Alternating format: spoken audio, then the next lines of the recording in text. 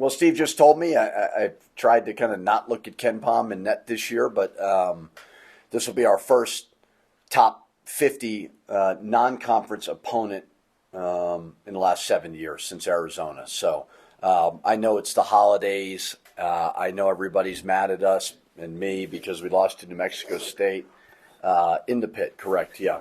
Are you an SID? Be quiet.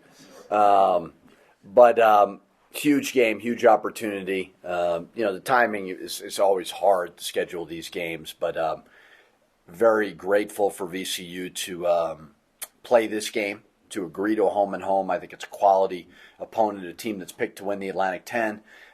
So I know everybody's got holiday parties and all that, but get to the pit on Wednesday. We need a great crowd, and it's an opportunity to, you want to stack as many quality wins as you possibly can. We have done that with UCLA. We've done that with USC, and we got another one in front of us, and that's why I wanted to challenge our guys. So great opportunity.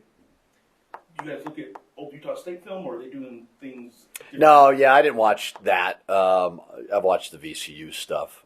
There's some similarities to the way that they play, but way more what they're doing this year.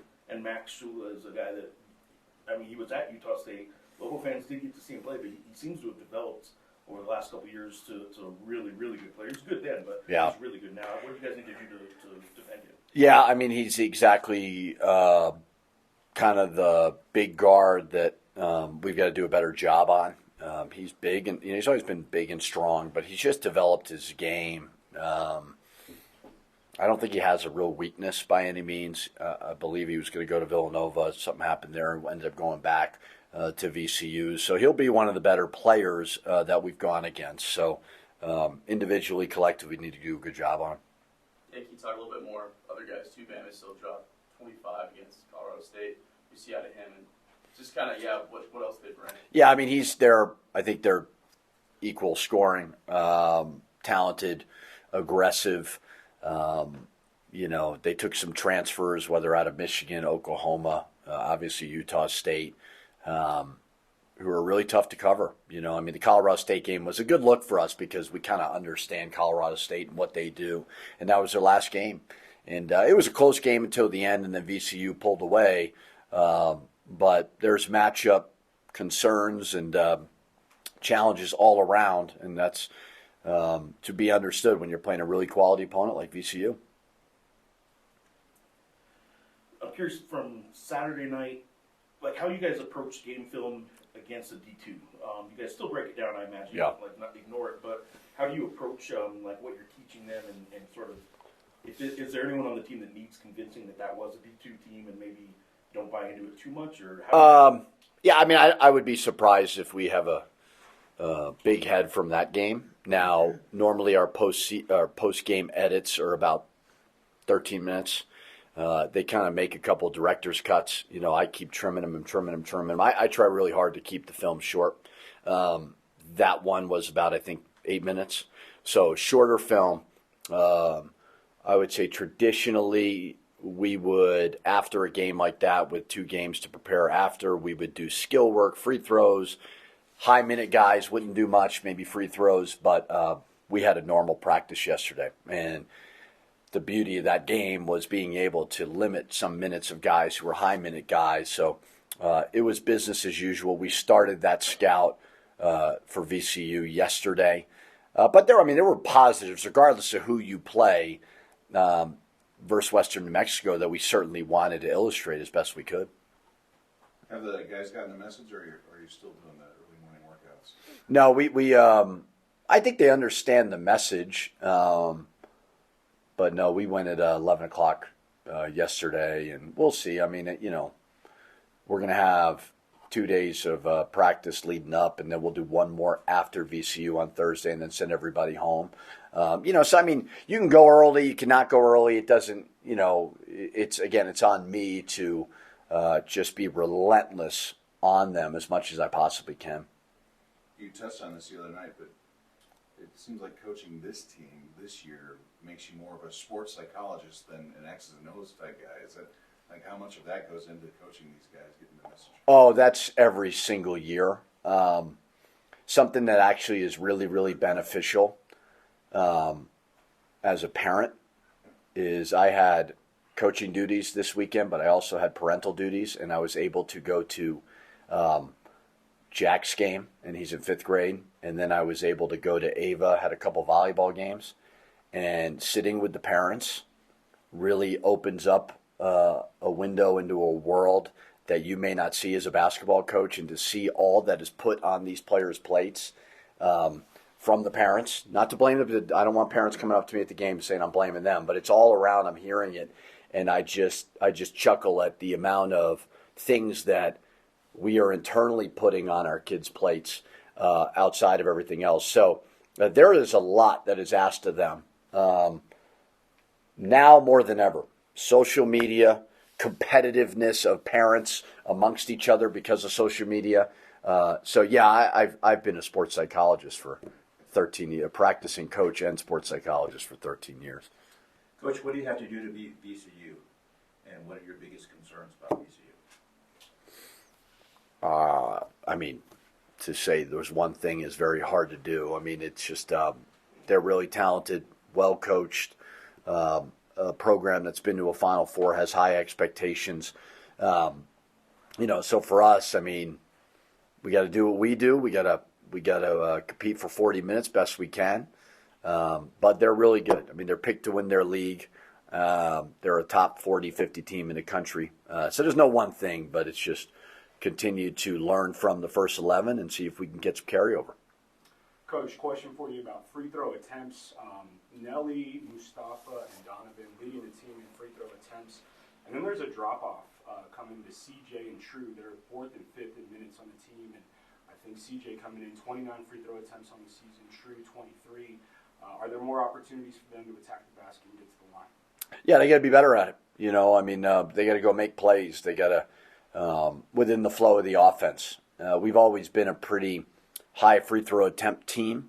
But yeah, I mean, it's just about attacking the rim and getting fouled and putting pressure on the defense. So True and CJ are playing enough minutes to be higher. I don't know the exact attempt. I know like Phillip and his playing time went down, but I think he's 0 for 3, which is obviously really, really bad. So all those guys all around are playing too many minutes to have those limited attempts. Coach, you talk about that relentless approach. Is that something you've had to do before with the team in your career, or is this sort of new for you? Yeah, there's new challenges in every single team. And you now more than ever, because of the portal, you're going to have a new team every single year. And to say relentless approach, like every team I've been on, I've tried to be relentless. There's just different ways to do it. You can yell and scream. You could be like Tony Bennett, who doesn't yell and scream. There are a million different ways to skin a cat. I think the point is some teams have more self-starters, some do not. And I think with this team, again, not yelling and screaming. You don't need to do that. But I need to be all over them on a lot of things. But every team, I mean, that's my job. That's why I get paid. Coach, you talked about Braden on Saturday, but I know we're going to talk to him today. Just kind of talk about what you've seen out of him and his uptick and knocking down shots. Yeah, just making shots. Really surprised when he misses, which is a great luxury to have. Got hit in the nose pretty bad last game. Fought through it, showed great toughness. Very, very consistent with his approach every single day. He doesn't have a bad practice, never has a bad attitude. Just committed to it, and that's cool to see. That's becoming more and more rare now than ever before, where guys stick it out when they don't play instead of just transferring. So that's very rewarding as a coach when you see that. You talked about like the competition of the parents and stuff and social media. I'm just curious, are you succumbing to that with your kids? And do you in the stands yell at the coaches when you're at their game? No, I don't. And by the way, our parents are good. Now maybe the assistants deal with them. Like, they're all great. It's not like a specific set of parents. I just think because of social media, and just the culture has changed, everybody thinks they're coaches. Everybody thinks they're coaches. Oh, I coached my son at a second grade birthday party, so now I'm a coach. Like, we're okay, great. So it's not like one specific parent, but I just sit there, and even my wife does it. I look at her like, you're a coach's wife, and you're saying these stupid things right now. Like she's like, well, don't you think Jack's good? I'm like, not particularly. I mean, he's 10 years old. So I just think it's the culture all around. It's not one specific group. I think it all starts with social media. Comparison is the thief of joy, and we're all comparing our kids to everybody. We're just obsessed with it, and then the parents are caring more about winning a game, an irrelevant game. Like, I'm like, does this game mean anything? But they get their competitive juices going in the stands, and I don't know. I just look at it differently because I'm a coach, but it is funny to see it and then be like, I wonder what the parents are saying about me. Because we're looking at it from a lens of, I'm watching just my son or my daughter, and I do the same thing. So it's not just our parents, it's not just the community of Albuquerque, it is everywhere. And so, yeah, it's a challenge, but everybody has challenges in their jobs. Coach, you said at the outset you're grateful to have VCU coming in this time to play this game in the pit. What would it mean to have a big crowd against VCU for this one on Wednesday? I don't know. We seem to be losing a lot of games in front of big crowds, so maybe let's have the 4,000 that showed up versus Western New Mexico. It's everything, and it devastates me. I mean, I look back at year 2. We had UNLV, whiteout, amazing opportunity. We lost. I think in year 3 we had Boise State, amazing crowd, and we lost. Air Force was, I think, over 14,000, and we lost. And then New Mexico State. So, we're thinking about the bad ones. There's so many good ones that we've had that are great. But, yeah, I mean, I know it's the holidays. I think that college basketball needs to figure out the non-conference, and they need to be, everybody needs to be more willing to be aggressive with scheduling. And you're seeing it. It's more and more now than ever. But I think the better home-and-home opportunities versus these neutral site games are better for college basketball. And when you have a fan base like this, yeah, you want a big crowd, even though it's around the holidays for sure. A couple follow-ups to things that were just asked. As far as you watching a kid's basketball game, there's not times where you're like, why would you call that? No, never. What are you going to run? They can't dribble. They can hardly make a free throw. They can hardly run up and down the court. What the hell are they going to run? No. Oh, no. Play them all. Have a good attitude. Be happy that they're out instead of on their iPads. Be appreciative of the coaches who don't make any money coaching it. So, no, I've never once. Not at this level. Maybe if they get a little older. I was going to say, what level is it okay to start calling the coach, names and? No, I mean, for me, it's about, I mean, I don't know. It's hard because, for one, I understand they're not getting paid. Jack's coach is a periodontist named Richard Pitino, who I love. He's one of my best friends. He's not a basketball coach. He's great. Played football. He thinks he's a basketball coach. Thinks he's a ref. He has no idea what he's talking about, and we love him. So I don't know. I mean, my whole thing as a parent, I just want my kid treated with somewhat respect, but I also want them pushed. There's a fine line there. So I want adversity, but I want it within somewhat of the lines of whatever it is. But to me, it's become harder and harder. It's hard for them too, the coaches. And the parents don't see it, but I think it's everywhere. Does this transfer over, this philosophy where you understand not to be as critical of the coaches, that transfer over to other walks of life? You're not as critical of chefs, of you read an article, you don't get the reporters in the. I mean, I think, yeah, I do think that there's something to. I mean, chefs would be a weird thing. I just want to be fed at an appropriate time. I'm not real critical of what the food is. But yeah, I mean, I'm really not trying to crap on parents, but what it is it's really good that I see all the external things that are being put on the player's plate to go along with what I'm putting on their plate and the coaching staff. So I believe I'm always empathetic. Do I want to do 3 press conferences a week? No, but I know you guys got jobs, and I'm trying to help you out. I'd like to not do any of them, but I am, out of the kindness of my heart, doing these things for you guys. All right, a Braden follow-up. I'll get off the other subject. I could crap on parents all day if you want. All right, so Braden is a guy. Well, first of all, how's he doing with Patrick Mahomes' injury? Have you talked to him yet? No, so we practiced during the game, and it was 21-7, and he kept kind of walking to the other side to look at Peyton's TV there. I was going to text him last night to crap on him about it, but the Giants are a disaster, so I'm not saying anything to him. But hopefully it's nothing serious with Mahomes. All right, so on the court with Braden, obviously he's your three-point shooter, and we get that. How much does he have to go inside the arc and offensively for your liking, and is that just to offset, so they know he can do it, or do you think he's capable of I think he's capable of it. I don't remember the game, but he had one recently. I think it was New Mexico State where he drove it, got a left-handed layup. I just want them to play basketball.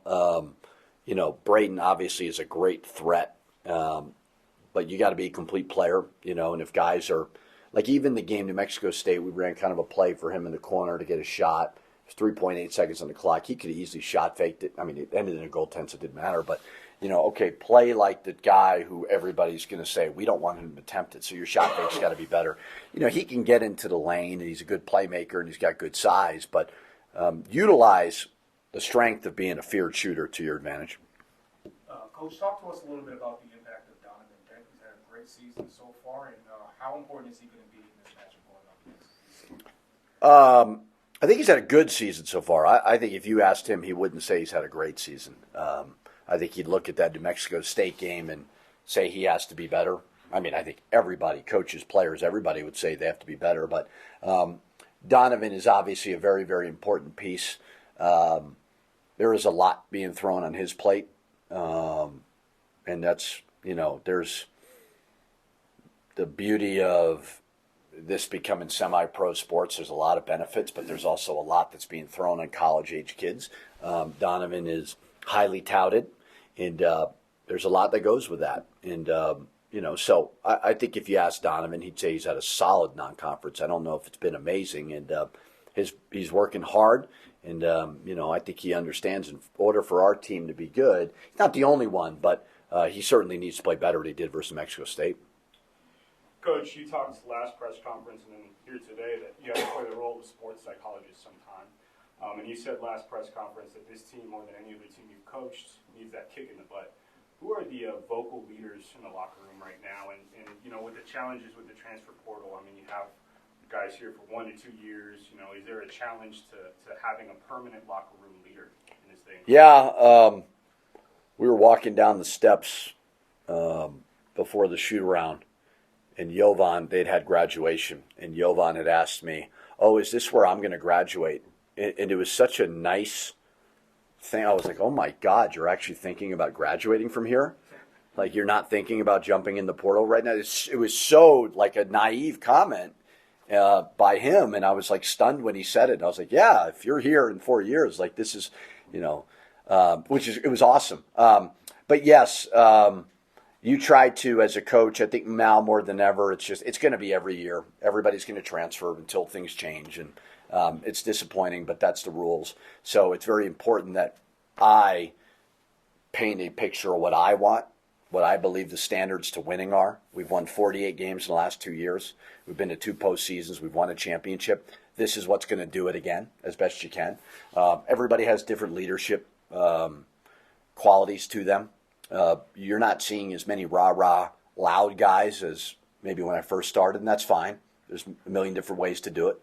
But just getting everybody collectively to understand what the standard is and holding everybody accountable is huge. First off, man, you all right? You doing okay? I'm great, yeah. I'm good. Mahomes? Yeah, he'll be all right. He'll be all right? No worries? No worries. You didn't lose any sleep last night? Nah, I'm good. Using the Mahomes stuffed animal? No. Right. No, I'm good. He's already had an ankle injury before. We're good. And normally I would talk trash to you right now because the 49ers were in it, and then you beat them in the Super Bowl. Yes. They're not going to beat it this year. So. No. All right, let's talk some basketball. I was asking Coach a little bit. Obviously, you're the three-point shooter on the team. Everybody knows that. And teams are going to start scouting that, obviously. So I'm curious how much you want to expand the shot fake and drive in, and how much you want to show off that you can do a little bit more in the lane or just inside the arc a little bit? Yeah. Or you just want to stay in out there? No, obviously I'm knocking down shots right now, so teams are going to fly at me. So shot fake, side steps, shot fake get to the rim are definitely going to be open here in the future. Coach was talking about your development and how it's more rare to find a player like you that kind of outlasts, obviously, the surgery, getting less playing time, and then now, heating up and seeing an uptick. What's been your mentality throughout that process? Really just taking it day by day, trusting all the coaches because I know they have the best interest for me. So really just staying patient and taking it day by day. And then, of course, when you're heating up, you obviously become a crowd favorite. And I know this isn't anything new for you. In high school, you were knocking down threes all the time, too. Is that something you feed off of a lot that kind of helps your game, or are you just immune to it now? No, I definitely feed off the crowd energy, for sure. But it's something I've kind of been used to since I was little. Coach talked about having to give this team a little bit of a kick in the butt, after New Mexico State. Just kind of talk about where that and the mentality of this team right now. No, we've really been getting after it in practice. Early mornings for the past week, but I feel like we've gotten better, for sure. For sure, and then just broad question, but tough opponent, VCU.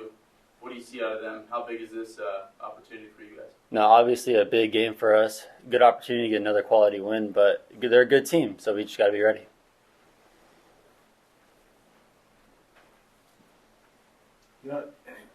Playing here, every Lobo gets applause. People like the players in this team.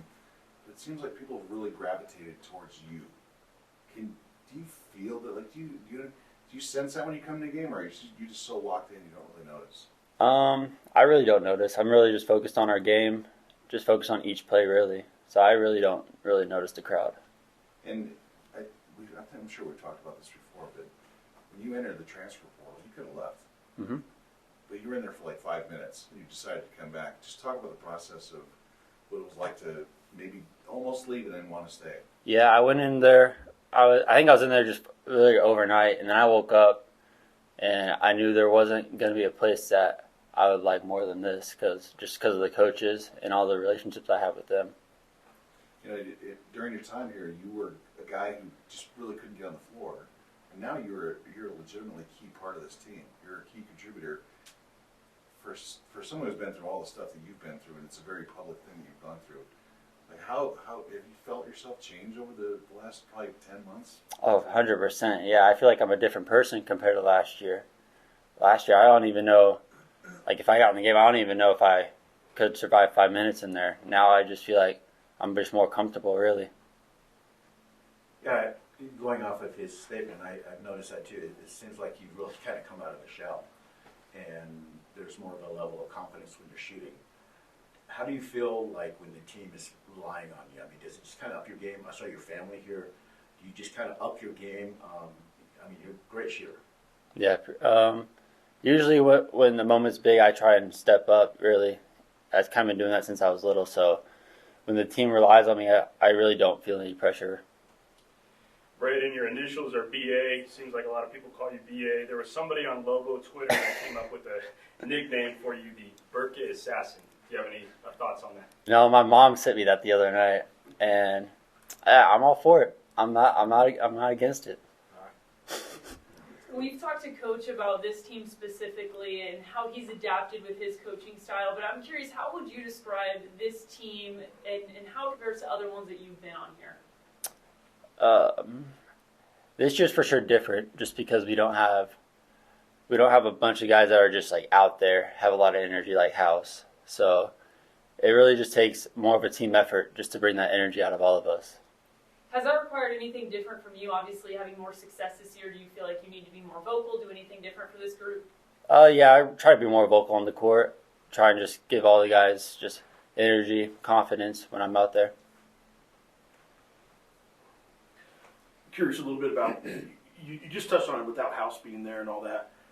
At what point in the season do you kind of look at what you guys lost and you try and make up for it, and then you just realize, like, this is just a different team, and House isn't going to be there, so you guys have to create this own energy. Like, when do you see that in a team? Like, we don't have this anymore, and we need to do it ourselves. I kind of saw it a little bit this week. Everyone was just down after the Mexico State loss, and so it was more just a group of guys trying to just bring the team together and just try and keep everyone in high spirits, really, instead of one guy like last year. All right, and then obviously there's one more game in non-conference, and you guys got about 10 off before league play starts. You going home for Christmas? Family coming? You're going to go home? Mm-hmm.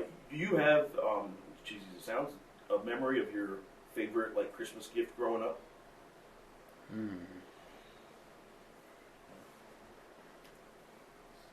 Obviously, Mahomes jersey is up there. Yeah. But no, probably when I lived in the small town in Kansas, getting a 4-wheeler, driving it around town. That was probably my favorite. How old? Probably 5, 5. 6, yeah. Took a shot to the nose, and we saw you stay in the game.